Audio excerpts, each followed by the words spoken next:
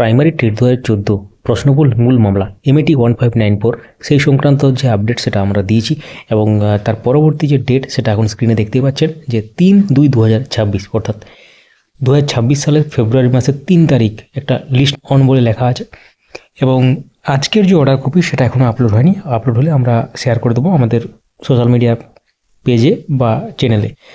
তো এই সংক্রান্ত ব্যাপারে আমরা যোগাযোগ করেছিলাম অ্যাডভোকেট আলী হাসান আলমগীর স্যারের সাথে, যিনি মহামান্য সুপ্রিম কোর্টে উপস্থিত ছিলেন শুনানি চলাকালীন। তিনি কি বললেন এটা নিয়ে আপনারা এই ভিডিওর মাধ্যমে জানতে পারবেন। দেরি না করে শুরু করা যাক এবং তার সাথে যারা নতুন দেখছেন বা কোনো কারণে আমাদের চ্যানেলটি সাবস্ক্রাইব করতে ভুলে গেছেন সাবস্ক্রাইব করে রাখুন, পাশে থাকা বেল আইকন প্রেস করে অল করে দেবেন। যারা ফেসবুকে দেখছেন পেজটিকে ফলো করে রাখুন। শুরু করা যাক। তো আজকে মহামান্য সুপ্রিম কোর্টে এই মামলাটি শুনানির জন্য উঠেছিল।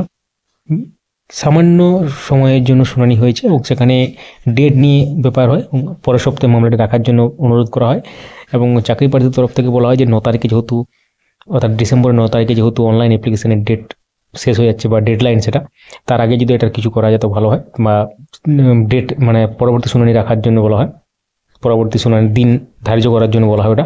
কিন্তু মহামান্য সুপ্রিম কোর্ট তরফ থেকে কোনো ডেট না থাকায়, রিসেন্ট কোনো ডেট না থাকায় আগামী ফেব্রুয়ারি মাসে বা 2026 সালের ফেব্রুয়ারি মাসের 3 তারিখে এটা লিস্টেড থাকে। তো এখানে দেখতে পাচ্ছেন লিস্ট অন 3/2/2026, অর্ডার ডেট আজকের ডেটে দেখতে পাচ্ছেন 25/11/2025।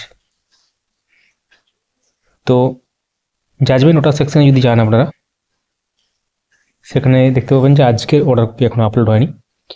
তো এবার শুনে নিই আইনজীবী আলী হাসান আলমগীর স্যার কি বললেন। ভিডিওটি লাইক করে দেবেন, সবার সাথে শেয়ার করে দেবেন, দেখতে থাকুন। পিটিশনাররা অ্যাডজর্নমেন্ট চেয়েছে, আমরা তাও চাইছিলাম 9 তারিখের আগে এটা হিয়ারিং হোক, যেহেতু রিক্রুটমেন্টের নোটিফিকেশনের চলছে একটা অলরেডি। তো সেটা কোর্ট বলে 9 তারিখের আগে দেওয়া মুশকিল, তাও একটা চেষ্টা চালানো হচ্ছিল। তো তারপরে এটা এরপরে রাখলো।